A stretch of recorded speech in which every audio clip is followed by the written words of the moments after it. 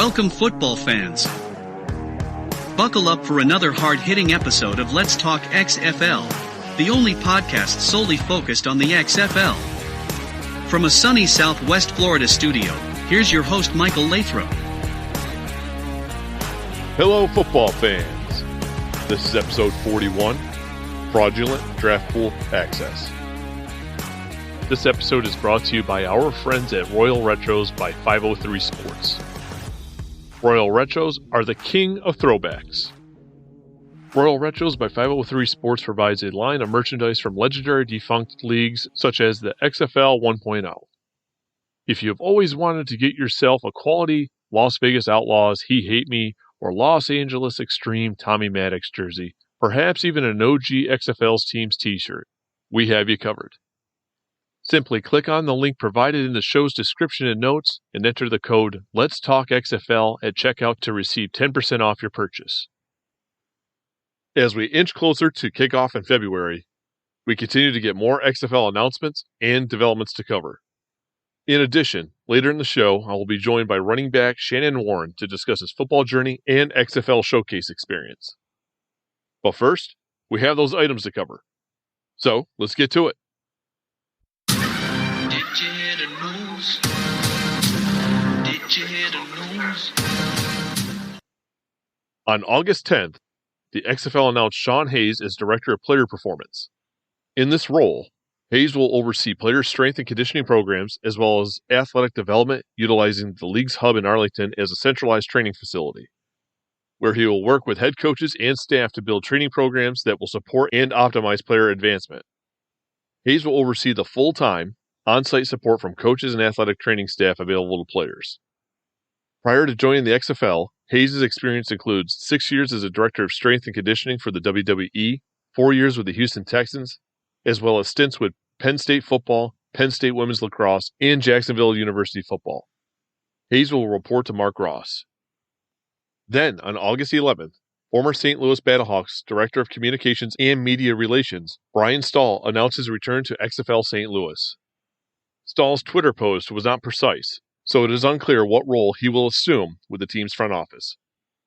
Also, on August 11th, the Markcast posted on his Twitter account, Together Company officially, voluntarily dismissed their trademark infringement complaint against the XFL. Included in the post was an image of the notice of voluntary dismissal. We are unaware of the developments between the two parties leading up to the dismissal, but moving forward, it appears the XFL can continue using its new branding and logo. Then, on August 12th, a legitimate and respected agency messaged and informed me of widespread false XFL Draft Pool invitations being sent and shared with players. The agency and staff member has requested to remain anonymous. Although the link is real, it has been copied from an invited player. Other agencies have shared the link with their clients, and players have shared it with fellow players. It has also appeared on multiple social media posts, allowing players to add themselves to the draft pool. According to the agency, the XFL have been notified, and the league will be going through the draft pool records to correct the breach. Players who would like to verify whether their inclusion into the XFL draft pool is legitimate, I recommend the following. If you have an agency, contact your representative for guidance. If not, contact the XFL directly for confirmation by using the league email included in your invitation. What should be a time of celebration and renewed focus for players has turned into a time of uncertainty. The unfortunate reality is several of the players have essentially been scammed by agencies who claim to have their best interest at heart. I truly feel for those players who trusted their agents. It is my hope these players will move on from these agencies and find better representation. Then, on August 14th, I received an email from XFL Vice President of Communications, Jeff Alstetter, in response to the XFL draft invitation situation. The statement is as follows. The XFL is aware of a limited number of occurrences in which registration links included with personal draft pool invitation letters were forwarded to other players. As soon as the league was notified, we quickly determined where the shared link originated. Our football operations team is actively monitoring all registrations and confirming that all players who have accepted the opportunity to enter the XFL draft pool match our invitation list. As I have previously mentioned, I will now be joined by running back Shannon Warren to discuss his football journey and XFL Showcase experience. Welcome, Shannon. I appreciate you taking the time to come on to the show to discuss your football journey and your XFL Showcase experience. Yes, sir. I appreciate it.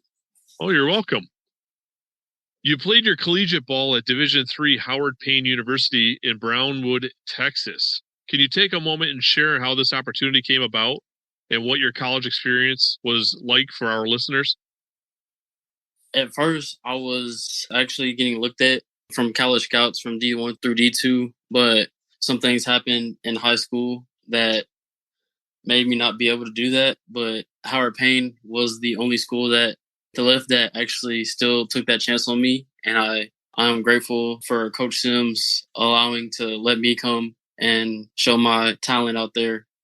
And I played about a total of 2 to 3 years there. Those coaches really helped me out to become a better player and a better man for the real world. And I just take everything that they say with a grain of salt and just further my goal into playing in the next level. Awesome. While preparing for this interview, I previewed your Howard Payne profile, and it mentioned you also attended North Texas University for only your sophomore year. Can you walk us through this and why you ultimately returned to Howard Payne University to finish out your collegiate career? Yeah. Well, before I went to UNT, I actually left my second semester from freshman year to go JUCO because I believed that I was able to play at the higher level. And so I went JUCO and I tried to walk on at UNT. And I was talking to them for a little bit during that spring, but things didn't pan out the way that I intended it to. They were just back and forth saying that they want me on the team, and then they waited till like the next year to actually give me a chance. And I didn't want to keep waiting. I wanted to play football because I love the game too much and I can't just keep sitting out. And so I decided to call my coach back from Howard Payne, and he decided to give me another chance to come back and finish out my career there. So did you stay for a semester or two at Northern Texas? Just a semester. Oh, gotcha. Okay. And then you went right back to Howard Payne. There seems to be a stigma for players who haven't played Division I Power 5 school. Seeing you played your collegiate career at Division III program, how do you go about ridding yourself of that stigma and proving you're just as good of a player, if not better, than those big school guys? It all started actually before I went to Howard Payne. When I talked to my coach from Howard Payne, they told me that my high school coach told all the scouts that were actually looking at me at the higher levels, basically telling them that they don't want me. Like, they're in quotes, "You don't want that kid," which broke me down. But overall, it was a blessing. I got the blessing out of this, that I have supportive parents that are both retired military, and they raised me to never quit or give up just because somebody told me that, or somebody's telling people that I'm not that person that they want, but they never gave me the chance to show them like how I am. Wow. No, I mean, that's crazy you had that support system. Family can be important. Some people are blessed to have, strong families and have that type of mentality instilled in them. And that's awesome that you remain focused. That's really cool. Since leaving school, you've had a stint with the Champions Indoor Football's Billings Outlaws. How did this opportunity come about, and how has the arena indoor version impact your game and skill set? It came about through my previous agent. She was helping me a little bit try to get on a team. And the Billings Outlaws coach, Brian Smith, he contacted her asking for my information to see what I was doing before the season started. They transferred my contact information and we talked. He said that he wants me out there, so I decided to go out there and just play ball. That league and just being in the arena environment, it's a lot. People say that it's like different. Well, it is different, but it's not competitive. But really, if you haven't been in that, then you can't really say anything about it, because it's a lot of ex-NFL vets, a lot of old school pros, coached by NFL vets, NFL coaches. They know what they're doing, and it's basically the same thing as whether it's CFL, NFL. It's just on a shorter field and it's a faster pace. For you as a running back, there's fewer linemen. How does that impact you without having so many blockers ahead of you? Or does that really force the receivers to kind of step up and become blockers as well? I mean, I've watched a little bit of arena, but I guess I never really focused on it from a running back perspective. How does that kind of impact you in your ability to perform? For a running back, it's difficult, but unless you know what you're doing, yeah, the linemen don't block as much. All you need is that 2-second window to find a hole and get in there. And yeah, yes, the receivers, they tend to actually help put in more effort to block, but it's actually more beneficial when you want to bounce it outside and just cut it up in the middle. I noticed you logged 4 rushing touchdowns and a receiving touchdown in only 4 games played. If you don't mind sharing, what led to your release? What led to it was just a lot of family issues going on and the money. I understand family is very important depending on what's happening. So I'm assuming the pay just wasn't that good. Well, I wouldn't say it's the pay. It's the news came out out in Montana with our manager. He wasn't really doing his job or that whole business. So most of our payments wouldn't be actually set in stone for us. They would always bounce, and then he would own too many teams at one time and not even be able to help that specific team out for their season, which led to their downfalls. Ouch. Yeah. Wow. How was that impacting the team before you left? I can't imagine that sat well with a lot of guys. Did that really impact the locker room? Oh, most definitely. After I left, I know I stayed in contact with a few of them, and they told me that most of the team they started to separate and do their own thing and either demand releases or finish out the season and then just go back home or go to a whole different team. Wow. I understand you participated at the XFL Texas Showcase. How was your experience? My experience out there, it was amazing. Honestly, just being around a lot of high talented players and just being able to show that coming from a smaller school, I can still play with those big time players and just be able to stay at that same level or higher with them. Did you get an opportunity for any one-on-one interactions with XFL coaches or key staff members? Yes, sir. I talked to a few of them. I would remember Hines Ward was one of the coaches. Bob Stoops was another one. I can't really remember off the top of my head, but what were they saying to you? Were they giving you tips? Were they just kind of commenting on your performance? I mean, what type of interaction was that?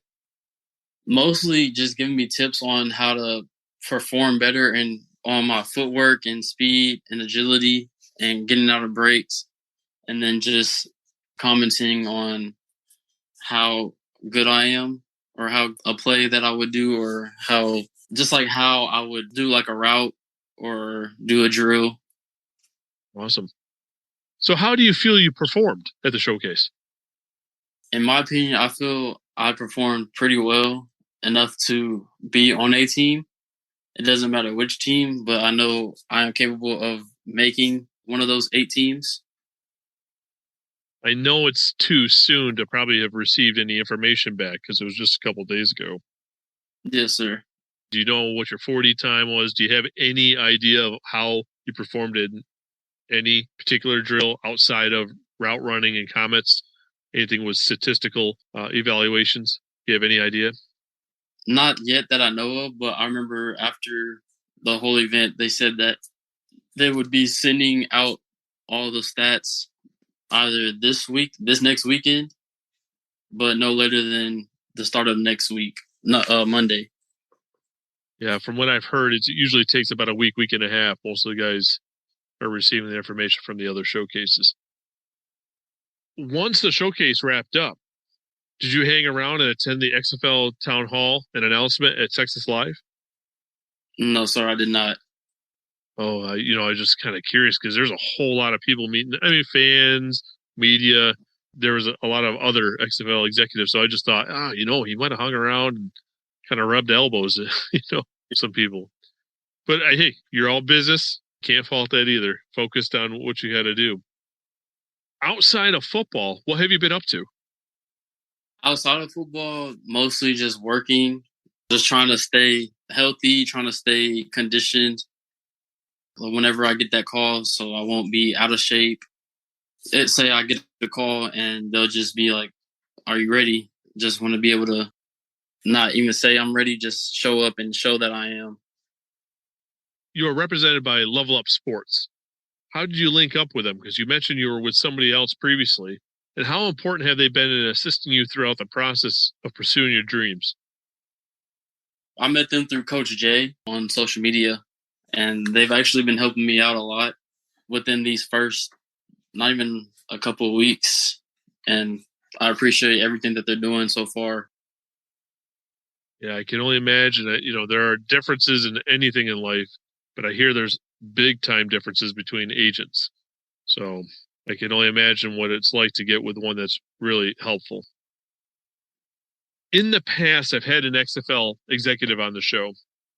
So I typically provide each of my guests with an opportunity or a last plea. If an XFL coach or key staff member were to tune into this episode, what is there about you that is unknown that you want them to know? And why should they offer you a draft invitation and ultimately select you in the draft over another player?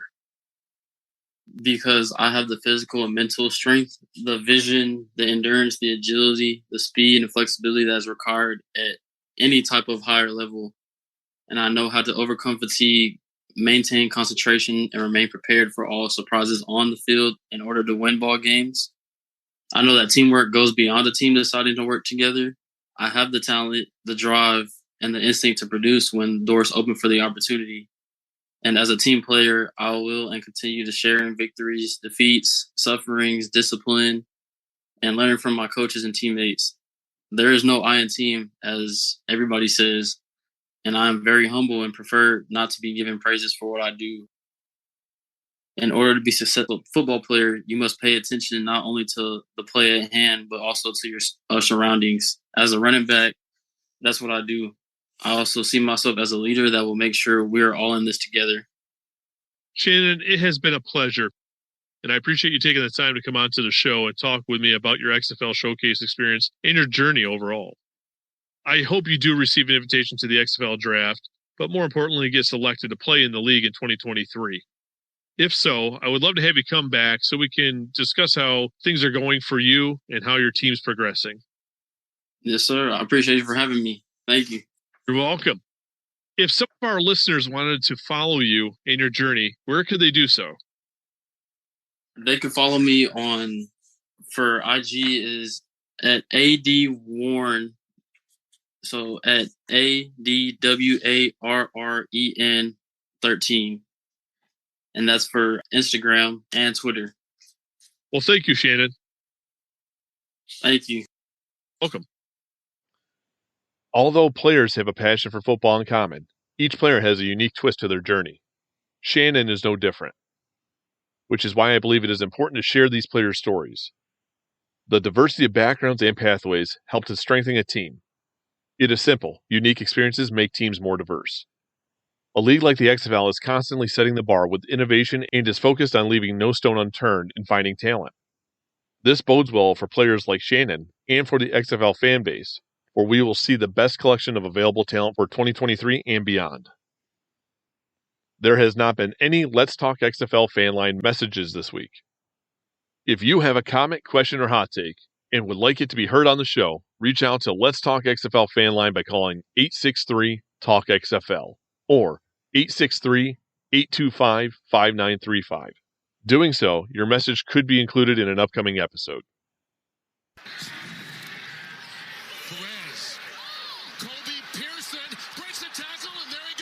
All good things must come to an end.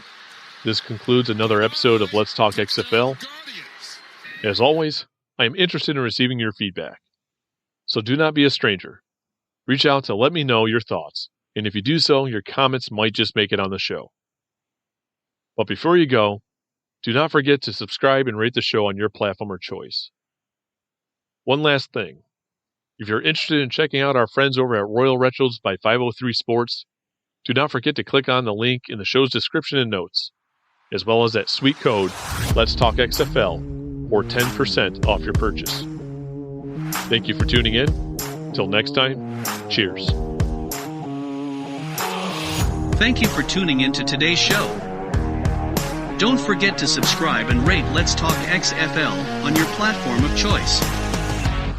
Follow Let's Talk XFL on Facebook and Twitter at Let's Talk XFL. Do you have a question or topic you would like to have addressed on the show? Message the show via social media or send an email to letstalkxfl@gmail.com.